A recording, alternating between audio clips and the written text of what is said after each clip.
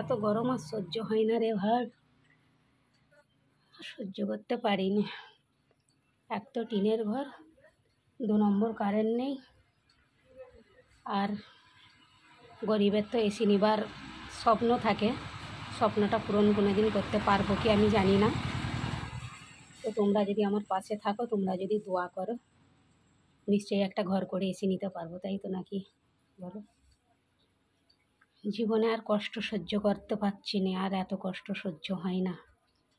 কষ্ট, লাঞ্ছনা, গঞ্জনা, লাথি ঝাঁটা, এটাই গরিবের প্রাপ্য, তাই তো নাকি বলো?